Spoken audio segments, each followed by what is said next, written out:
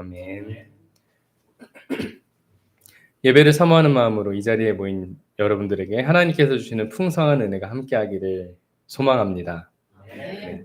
여러분들께서도 잘 아시다시피 이 사울이라고도 불리는 바울은 다메섹 도상에서 예수님을 만난 뒤 그의 인생이 180도 바뀌게 되었습니다. 그리하여 예수님을 전하던 그리스도인을 박해하던 사울은 도리어 예수님을 위한 삶을 살겠다고 다짐을 하게 되었는데요. 오늘 읽은 본문 말씀은 예수님을 만난 바울의 사역이 본격적으로 시작을 하던 때를 그리고 있습니다. 즉 바울이 1차 전도 여행으로 첫 발을 내딛었을 때의 이야기를 그리고 있는 것입니다. 신약 성경은 바울의 편지들로 가득 차 있을 만큼 그리스도인들은 바울로부터 다양한 신앙의 지침들을 배웁니다. 그러나 사도행전을 곰곰이 묵상하는 가운데 그의 행적을 살펴보면은 그 사도 바울조차도 복음을 전하는 가운데 성장하고 있는 것을 확인할 수가 있습니다. 특히나 오늘 읽은 본문은 바울이 1차 전도 여행에서 처음으로 만난 사건이기에 그 점이 더 두드러지는 것 같습니다. 바라기는 오늘 말씀을 통하여서 사도 바울의 삶을 통해 증인으로서 사는 삶이 무엇인지, 주님께서 우리에게 원하는 것이 무엇인지 다시 한번 확인할 수 있는 시간이 되길 간절히 바랍니다. 2절의 말씀을 살펴보니 바울과 바나바는 주님께 예배하며 금식하고 있었다고 합니다. 오늘 말씀을 통해 증인으로서의 삶이 무엇인지를 살펴볼 것인데 전도 여행을 앞두고 있는 바나바와 사울의 모습을 통해 알 수 있는 것은 하나님께서는 주님의 일을 맡기시기 전에 그 일을 위해 겸비시키신다는 것입니다. 2절, 3절 말씀에 이렇게 나와 있습니다. 함께 읽어보겠습니다. 시작. 그들이 주님께 예배하며 금식하고 있을 때에 성령이 그들에게 말씀하셨다. 너희는 나를 위해서 바나바와 사울을 따로 세워라. 내가 그들에게 맡기려 하는 일이 있다. 그래서 그들은 금식하고 기도한 뒤에 두 사람에게 안수를 하여 떠나보냈다. 성경은 우리에게 하나님의 일을 감당함에 있어서 특히나 복음을 전하는 일에 있어서 기도와 금식으로 겸비되어야 함을 말해주고 있습니다. 누군가에게 복음을 전하고 한 명을 그리스도인으로 만드는 일은 기술로 되는 일이 아닙니다. 저 또한 제가 숭실대학교에서 소그룹 체프를 하면서 많이 느끼는데요. 제가 이 사역에 처음 들어왔을 때는 알지 못했지만 사역을 감당하게 되며 알게 된 것은 이 사역은 무엇보다 기도로 겸비하며 전도 대상자들을 위해 기도하는 것이 너무나도 중요하다는 것입니다. 이처럼 기도의 유무는 큰 차이를 가져다 줍니다. 또한 복음을 증거하는 일은 하나님께서 세우신 일이며 하나님께서는 복음을 전하려는 각 사람에게 맡기려 하신 일이 있으시다는 것입니다. 아마 바울도 이처럼 그의 첫 전도 여행을 위해 바나바와 함께 기도와 금식으로 겸비하려고 했던 것 같습니다. 4절의 말씀을 보니 성령 하나님께서는 드디어 바나바와 사울을 보내셔서 실루기아로 내려가서 거기에서 배를 타고 키프로스로 건너가라고 말씀하셨습니다. 지도를 한번 보면요. 4절 말씀에 나와 있는 것처럼 안디옥에 있는 바나바와 사울을 실루기아라는 지역에 보냅니다. 그리고 거기서 배를 타고 키프로스로, 이 한 섬이죠. 이 섬에 건너가라고 말씀을 하고 있는 것을 확인할 수가 있습니다. 5절에 이르러서는 그들은 살라미에 이르러서 유대 사람의 여러 회당에서 하나님의 말씀을 전하였다라고 말하고 있는데요. 바로 살라미는 키프로스라는 이 섬의 바로 우편에 위치한 이 지역임을 알 수가 있습니다. 바울과 바나바와 또 요한이 말씀을 전하는 장소로 회당을 선택한 것은 그들의 의도를 파악해 볼 수가 있습니다. 그들에게 있어 유대인들에게 전할 메시지는 이스라엘이 오랫동안 기다려온 그 메시아를 선포하는 일이었습니다.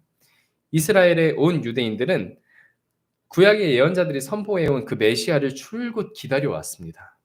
그리고 메시아와 함께 도래할 하나님의 통치, 즉 하나님의 나라를 기다려왔기에 바울은 그들에게 다가가 예수님을 소개하려고 했던 것입니다. 이처럼 메시아와 함께 도래할 하나님의 나라를 기다려온 이스라엘 백성들에게 예수님을 전하는 일은 한결 나은 일일지도 모르겠습니다. 이미 그려진 밑그림 위에 여러분들이 기다려온 그 메시아가, 여러분들이 기다려온 그 구원자가 바로 예수님입니다 하고 알려주기만 하면 되기 때문입니다. 그러나 그들에게는 새로운 어려움이 기다리고 있는 것을 확인해 볼 수 있었습니다. 6절 7절의 말씀입니다. 함께 읽어보겠습니다. 그들은 온 섬을 가로질러 바보에 이르렀다. 거기서 그들은 어떤 마술사를 만나는데 그는 거짓 예언자였으며 바 예수라고 하는 유대인이었다. 그는 총독 서기오 바울을 늘 곁에서 모시는 사람이었다. 이 총독은 총명한 사람이어서 바나바와 사울을 청해서 하나님의 말씀을 듣고자 하였다. 아멘. 성경은 바울과 바나바와 요한이 바보라는 장소에 이르러 거짓 예언자인 바 예수라고 하는 유대인과 총독인 서기오 바울을 만나게 되었다고 설명을 합니다.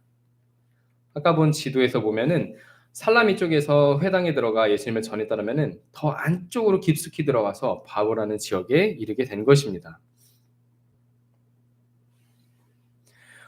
고대 로마인들은 중대한 결정들을 할 때 그 결정을 돕도록 마술가들이나 점성가들을 데리고 있었다고 합니다. 낯선 이야기가 아니죠. 아마 총독인 서기오 바울도 바 예수라고 하는 거짓 예언자들을 데리고 때마다 필요한 지혜를 구했을 것이라고 충분히 추측할 수가 있습니다. 거짓 예언자인 바 예수의 직업은 일종의 왕실 마술사였습니다. 그러나 이 부분에서 재밌는 것은 누가가 그 총독을 총명한 사람이라고 묘사하고 있다는 것입니다. 사도행전의 다른 본문에서도 로마 관원들은 분명히 등장합니다. 그러나 총명하다는 이 좋은 소식이 붙은 관원은 오늘 말씀에 나온 총독 서기오 바울밖에 없습니다. 우리식으로 표현하자면 누가는 서기오 바울이 로마 사람이지만 진리를 알아볼 수 있는 안목이 있구만 하고 표현하고 있는 것 같습니다. 누가의 주장이 납득이 가는 것이 총독으로서의 정당한 처사라면 바울과 바나바가 이렇게 요한과 함께 예수를 전하려고 왔을 때 그 사람들을 매질을 하고 쫓아내는 것이 더 타당하다고 여겨질 것이기 때문입니다. 하지만 이 서기오 바울은 분명 수많은 미신들과 사이비 종교들의 관습에도 불구하고 그 영혼의 내면에는 아주 깊은 곳에 지적이고도 영적인 굶주림이 있었던 것 같습니다. 그렇기 때문에 바나바와 사울을 불러내어서 하나님의 말씀을 들어보고자 했던 것이죠. 그러나 이 총독의 현명한 선택에도 불구하고 이 일은 난관에 부딪히고 맙니다. 그 일은 8절 말씀에 나와 있습니다. 그것은 바로 이 바 예수라고 하는 거짓 예언자가 총독으로 하여금 바나바와 바울과 요한이 전하는 이 복음의 메시지를 믿지 못하게 하려고 예를 썼다고 한다는 것입니다. 그가 구체적으로 어떻게 방해했는지는 알 수 없습니다. 하지만 바 예수는 총독인 서기오 바울이 예수님을 믿게 되면은 자신의 직업이 달아날 것으로 생각하여 그가 힘써서 예수님을 믿지 못하게 방해한 것으로 유추해 볼 수가 있습니다. 그러나 그 일은 그저 바 예수의 생계하고만 관련된 일이 아니어 있습니다.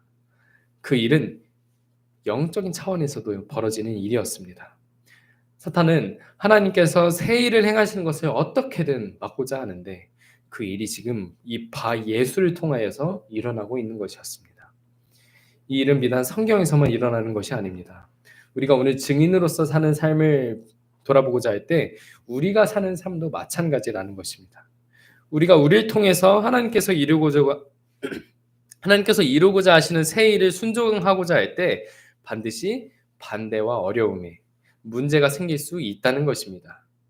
그러나 성경은 우리가 그 반대와 어려움에 그저 굴복하고 마는 것이 아니라고 말해주고 있습니다. 바울은 바예수의 이러한 속셈을 눈치채고 이렇게 말을 합니다. 9절에서 10절까지의 말씀입니다. 너 속임수와 악행으로 가득 찬 악마의 자식아, 모든 정의의 원수야. 너는 주님의 바른 길을 굽게 하는 짓을 그치지 못하겠느냐? 그리고 바울은 이렇게 말합니다. 보아라, 이제 주님의 손이 너를 내리칠 것이니 눈이 멀어서 얼마 동안 햇빛을 보지 못할 것이다. 그러자 곧 안개와 어둠이 바 예수를 내리덮어서 그는 앞으로 더듬으면서 손을 잡아 자기를 이끌어줄 사람을 찾았다고 성경은 말하고 있습니다. 성경은 이처럼 바울이 성령으로 충만하여서 바 예수의 속셈을 알아채고선 바 예수의 눈을 잠시 동안 멀게 하였다고 말하고 있습니다. 사탄은 바 예수를 통하여서 하나님의 일을 막아보려고 했지만 바울로 인하여 그 계획이 실패하게 되었습니다. 13절의 말씀을 살펴보니 총독은 결국 이 일로 인하여서 주님을 믿게 되었다고 말하고 있는 것을 확인할 수가 있습니다. 하나님께서 이루시려고 한 선한 계획이 이루어지게 된 것입니다.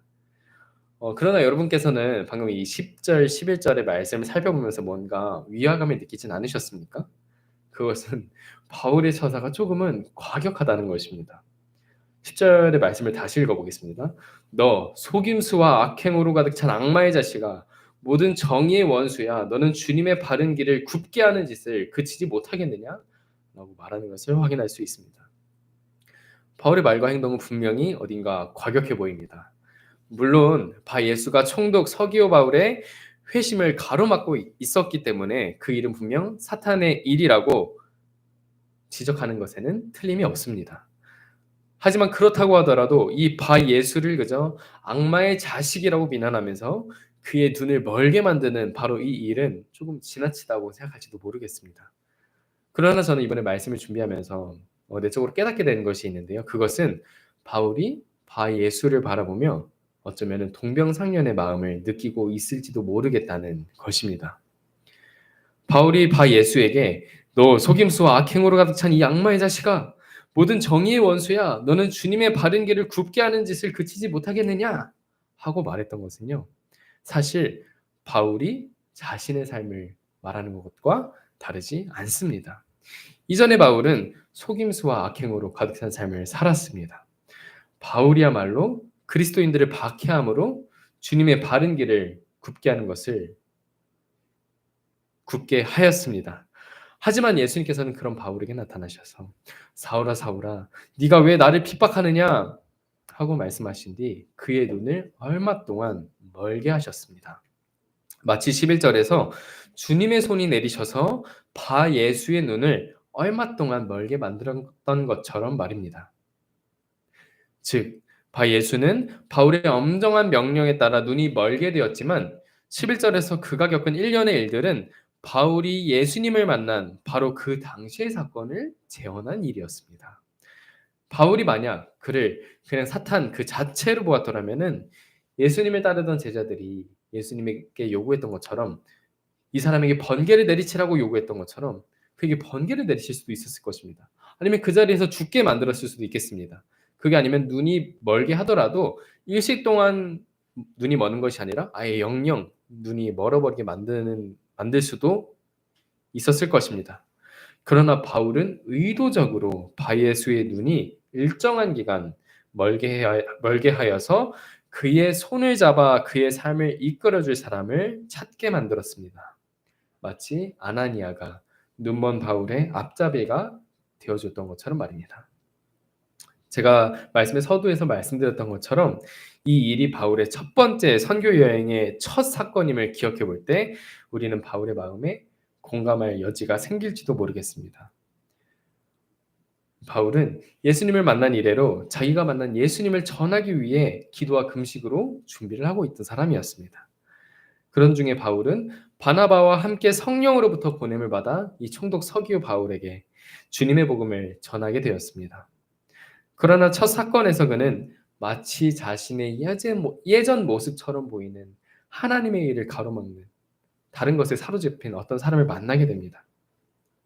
그리고 바울은 자신이 겪은 바로 그 예수와의 만남이 그 방식 그대로 바 예수에게도 필요하다고 생각이 들었던 것입니다. 이 시점에서 앞서 읽은 2절 말씀을 다시 읽어보겠습니다. 함께 읽겠습니다. 그들이 주님께 예배하며 금식하고 있을 때에 성령이 그들에게 말씀하셨다. 너희는 나를 위해서 바나바와 사울을 따로 세워라. 내가 그들에게 맡기려 하는 일이 있다. 바울의 이러한 방식은 과격해 보일지라도 이 모든 것은 성령 하나님께서 그들에게 맡기려 하셨던 바로 그 일이었음을 기억해 주시기 바랍니다. 성령 하나님께서는 의도적으로 그들의 발걸음을 인도하셔서 총독 서기오 바울과 같은 이를 만나게 하셔서 그를 회심하게 하셨습니다. 그뿐만이 아닙니다. 거짓 예언자인 바 예수와 같은 이도 함께 만나게 하셔서 하나님의 일을 방해하는 일을 만나게 하셨습니다. 그리고 바울이 보기에는 이 바 예수라고 하는 사람이 자신의 과거의 모습과도 너무나도 흡사한 사람이었습니다. 그리고 이 사건은 분명 전도 여행으로 첫 발을 내딛는 바울에게 큰 인상을 남겼을 것입니다. 이 세상에는 과거의 자신과 같이 하나님의 새 일을 방해하는 이들이 있다는 것을 깨달음과 동시에 그 일은 오직 자신만이 해낼 수 있는 과업임을 깨닫게 되었을 것이기 때문입니다. 하나님께서는 이처럼 바울의 연약한 과거를 영광스럽게 재사용하셨습니다. 바울의 처사가 이렇게 조금은 과격해 보일지라도 바울의 마음속에는 애타는 마음, 이 넓은 세상에는 자신과 같이 하나님을 알지 못하고 거짓된 삶을 살아가고 있는 많은 사람들을 향한 동병상련의 마음을 마음 깊이 새겼을 것입니다. 숭실대학교에서 소그룹 체프를 하다 보면요, 가끔 어떤 멘토님들은 학생들과 소그룹 만남을 하는 데 있어서 굉장히 급진적으로 하는 멘토님들이 계십니다. 첫 시간에 학생들을 만나자마자 복음을 전한다거나 아니면 자기가 예수님을 어떻게 만났는지 너희도 내가 만난 예수님을 좀 들어봐봐 하고 얘기를 전한다는 것이죠. 학교의 입장에서는 그게 좀 부담스럽기도 합니다. 왜냐하면 이 사역이 좀 장기적으로 이어질 수 있으려면은 학생들과 충분한 관계를 쌓은 다음에 복음을 전하는 것이 좀 온전하기 때문입니다. 하지만 그렇게 말씀을 전하고 그렇게 급진적으로 복음을 전하는 멘토님들의 특징이 무엇이냐면요. 첫째로 그 멘토님이 맡은 소그룹 채플이 대부분 첫 번째 소그룹 채플이라는 점입니다. 오늘 바울이 첫 번째 전도 여행을 나갔던 것처럼 멘토님들도 첫 번째 전도 여행에서 자기가 만난 예수님을 자기와 같은 방식으로 너무나도 예수님을 알려주고 싶은 마음이 너무나도 커서 그 방식으로 전하고 있다는 것이죠. 그때가 되면 저는 중그룹 모임에 가서 멘토님들에게 한 주가 어땠는지 꼭 묻습니다. 멘토님은 그 시간대마다 이런 얘기를 들려주곤 합니다. 학생들을 만나니까 자기가 대학생 때 너무나도 방황하고 어렵게 살던 그때가 기억난다고 말씀을 해주십니다. 그러면서 내가 그때 예수님을 조금이라도 더 빨리 알았더라면은 자기의 삶이 훨씬 더 큰 복을 누리며 하나님과 동행하는 삶을 살 줄 알았을 텐데 하면서 그들의 마음속에 있는 아쉬움과 그 애타는 마음이 그렇게 급진적으로 복음을 전하게 만들었다는 것입니다. 이 사건은 분명 전도여행으로 첫 발을 내딛는 바울에게 큰 인상을 남겼을 것입니다. 하나님께서는 바울의 연약한 이 과거마저도 다시 그 전도여행에서 영광스럽게 사용하시는 것을 우리는 말씀을 통해 확인해 볼 수가 있습니다. 그렇다면 여러분들께서는 어떻게 생각하십니까? 총독인 서기오 바울을 회심시킨 이 바울과 바나바의 이야기가 혹시 그들만의 이야기로 느껴지진 않으십니까? 만약 복음을 전하는 사도들의 이야기가 사도행전, 사도들만의 이야기로 느껴진다면은 우리는 성경이 말하는 큰 맥락을 놓치고 있는 것이나 다름이 없습니다. 오늘 읽은 사도행전과 사복음서 중 누가복음을 기록한 누가는 바로 이 지점을 명확하게 주장하고 있습니다. 그것은 우리가 부활하신 예수 그리스도의 증인으로서 우리가 들은 복음의 이 진리를 널리 전해야 한다는 것입니다. 누가복음의 마지막에서 예수님께서는 승천하시기 전에 제자들에게 마지막으로 말씀하십니다. 함께 읽어보겠습니다. 누가복음 24장 45절에서 48절까지의 말씀입니다. 읽겠습니다. 그때에 예수께서는 성령을 깨닫게 하시려고 그들의 말씀을 열어주시고 그들에게 말씀하셨다. 이렇게 기록되어 있다. 곧 그리스도는 고난을 겪으시고 사흘째 되는 날에 죽은 사람들 가운데서 살아나실 것이며 그의 이름으로 죄사함을 받게 하는 회개가 모든 민족에게 전파될 것이다 하였다. 예루살렘에서부터 시작하여 너희는 이 일의 증인이다. 아멘. 말씀을 보니 예수님께서는 제자들에게 증인이라고 말씀하시며 하늘로 올라가셨다고 하는 것을 확인해 볼 수 있습니다. 그리고 또한 성경을 볼 때에는 누가복음과 사도행전을 기록한 이 누가복음, 사도행전을 이어서 많이 살펴보기도 하는데요.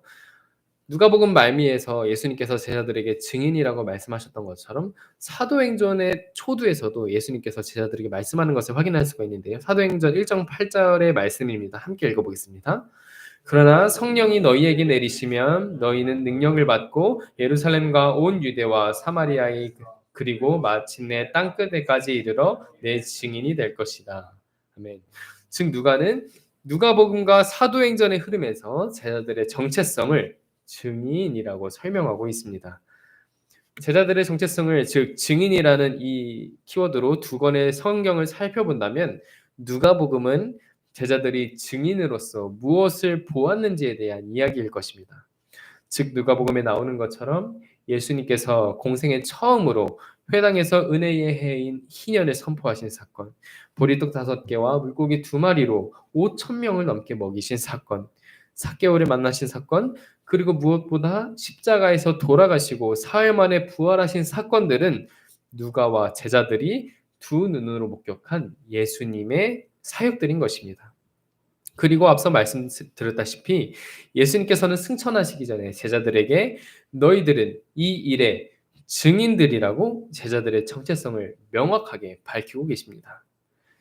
그리고 이어지는 사도행전에서는 예수님께서는 다시 한번 제자들을 증인으로 명명하시며 온 유대와 사마리아 땅에 복음을 전하는 자로 제자들을 파송하는 것을 확인할 수 있습니다. 즉 사도행전에 나오는 내용들은 제자들이 증인으로서의 행적을 담은 내용인 것입니다. 베드로와 요한이 성전 미문에서 걷지 못하는 이 앉아있는 사람을 고치는 일도 오늘 말씀에 나오는 바울과 바나바가 총독인 서기오 바울에게 그리스도의 복음을 전한 것도 그것은 모두 그들이 예수님의 증인이었기 때문에 이 일을 했던 것입니다. 또한 누가는 증인의 의미를 단순히 특정한 사건이나 인물을 목격한 자로 여기지 않고 있습니다. 우리말에는 이 증인이라고 번역된 이 헬라어 마르티스는 사실 순교자라는 의미를 가지고 있습니다. 당장 우리나라만 하더라도 법정에서 재판을 위해 증언하는 증인은 법적인 보호를 받을 수 있는 방안이 참 많이 마련되어 있습니다. 사회법의 테두리 안에서 증인이 보복당하지 않도록 도와줍니다. 신변의 위험을 느끼면 증인보호 프로그램을 지원해주기도 하고요. 피고인이나 피의자가 증인에게 접근하지 못하도록 접근 금지 명령을 신청할 수도 있습니다. 또한 증인의 보복의 위험이 강한 시에는 익명으로 증언을 할 수 있도록 방법을 제공해주기도 합니다. 하지만 사도행전에 나오는 그리스도인들이 땅끝까지 증인으로서 증언해야 했던 환경은 녹록지 않았습니다. 그들이 예수님께서 하신 일들과 십자가에서 돌아가시고 사흘 만에 부활하신 일들을 증언한다고 한들 그 누가 아무도 그들의 신변을 보장해 주지는 않았습니다. 오히려 이 그리스도를 증언하는 일로 인하여 그리스도인들은 목숨을 잃는 일이 부지기수였습니다. 제가 앞서 말씀드렸던 것처럼 이 마르티스의 숨겨진 의미도 바로 이곳에 있습니다. 그리스도의 복음을 증언하는 일은 안전이 보장되지 않은 일입니다. 도리어 목숨까지도 잃을 수 있는 일입니다. 그러나 놀라운 것은 당시 예수님을 따르던 제자들과 그리스도인들은 그들의 복음을 전하는 일에 있어서 전혀 아깝게 여기지 않았다는 것입니다. 1세기의 그리스도교를 연구하는 학자들에 따르면 제자들의 이러한 모습들은 기독교가 널리 전파될 수밖에 없는 필연적인 요소였음을 설명하고 있습니다. 사실 예수님 시대의 유대교 전통에서는 마카비 혁명이라고 하는 혁명 이후로 예언자들이 줄곧 말해온 하나님의 나라를 고대하는 일명 하나님 나라 운동이 굉장히 성행했다고 합니다. 즉 로마의 식민 지배를 받던 이스라엘을 해방시켜서 예언자들이 말해온 이스라엘의 회복을 성취하고자 했던 하나님 나라 운동은 여러 차례 시도되었습니다. 이 메시아 운동의 특징은 이스라엘의 회복을 바라는 우두머리가 있고 그 우두머리를 따르는 제자들이 조직적으로 행동을 했다는 것입니다. 그러나 그 모든 운동은 실패로 끝나고 말았습니다. 학자들은 대부분의 실패가 그 운동의 우두머리를 처형시킴으로써 끝나게 되었다고 설명합니다. 이스라엘의 정치적인 회복을 꿈꾸는 우두머리만 그 한 사람만 잡으면 그 우두머리를 따르던 제자들도 뿔뿔이 흩어지게 되어 그 운동은 끝을 맺게 되었습니다. 어느 집단이든 우두머리가 잡혀 처형을 당하면 다음 차례는 바로 그 운동에 가담했던 제자들이었기 때문입니다. 그러나 단 한 번의 하나님 나라 운동은 성공을 거두게 되었습니다. 그리고 그 운동은 바로 예수님께서 이 땅에서 성취하신 하나님 나라 운동이었습니다. 공생애를 시작하며 선포하신 희년의 성취였던 것입니다.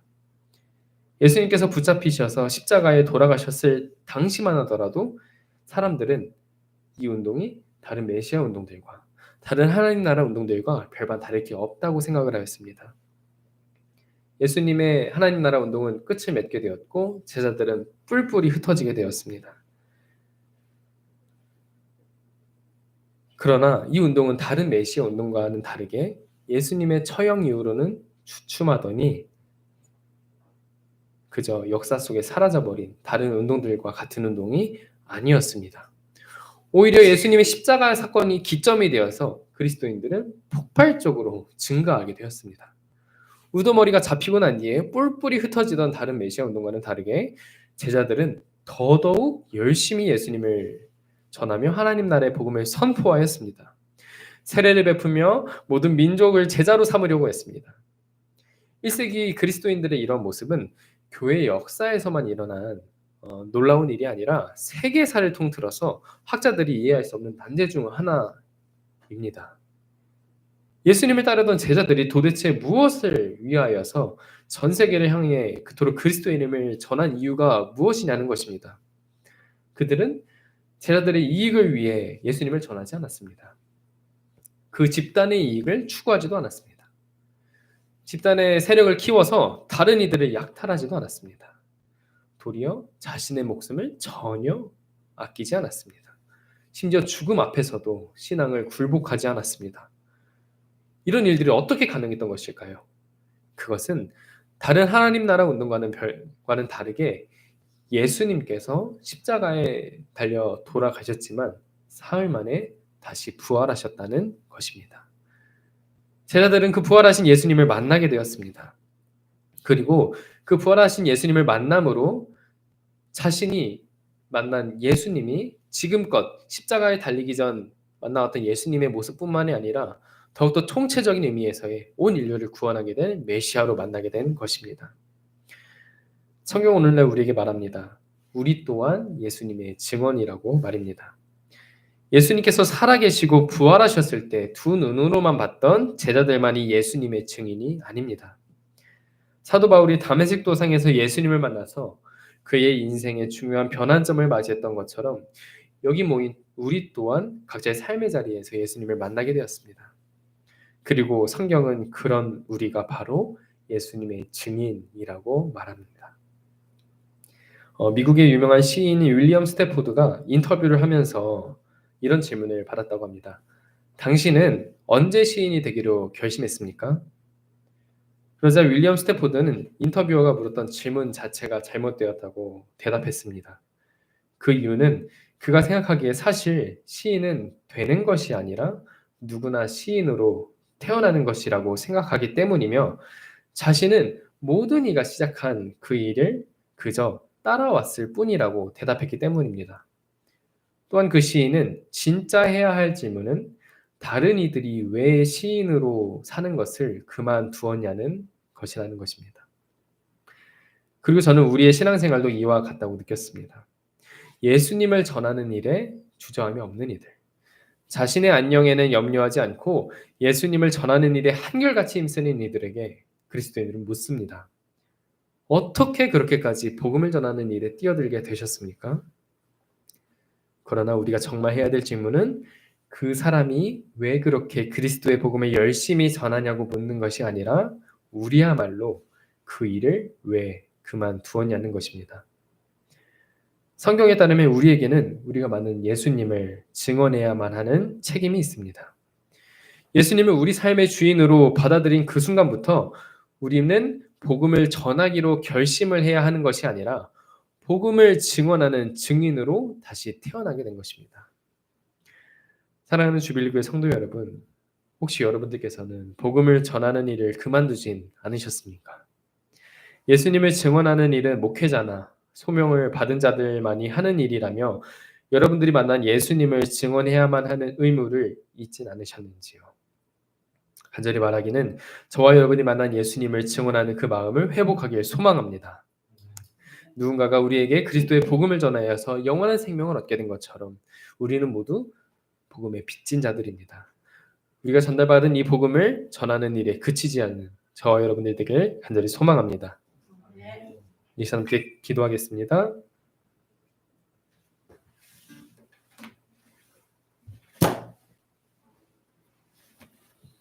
함께 기도하실 때 우리가 만난 예수님을 다시 한번 기억하며 우리가 증인으로서의 삶을 살 수 있도록 우리가 온 세상에 나가서 우리가 만난 예수님을 증언하고 또 우리가 만난 예수님을 고백하여서 정말 예수님을 알지 못하는 이 온 세상이 다시 한번 주님으로 인하여 회복되는 역사가 일어날 수 있도록 이 시간 함께 기도하며 나가겠습니다. 함께 기도하겠습니다.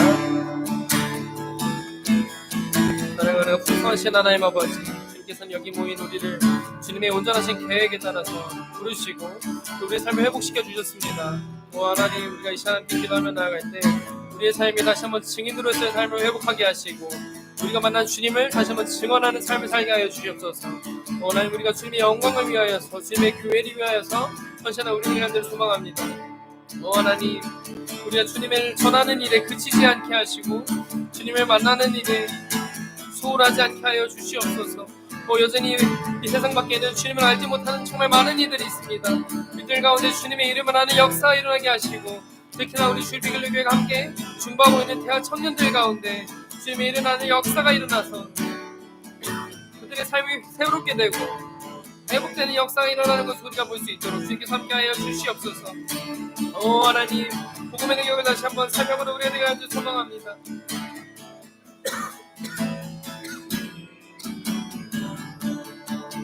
사도 바울이 거짓 예언자인 바울 예수의 모습을 보며 자신의 모습을 보는 것 같이 느껴져서 그에게도 자기만한 예수님을 전하려고 했던 것처럼 우리에게도 세상을 향해 긍휼히 여기는 마음과 주님을 전하는 그 마음이 함께하게 하여 주시옵소서.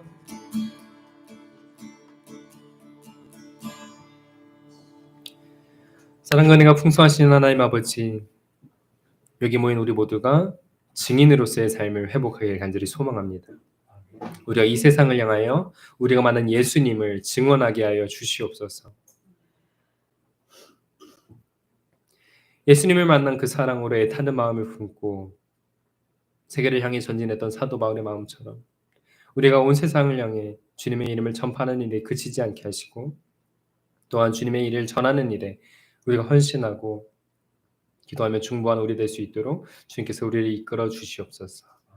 오늘도 살아계시며 우리와 함께 하시는 예수님의 이름으로 기도드립니다. 아멘.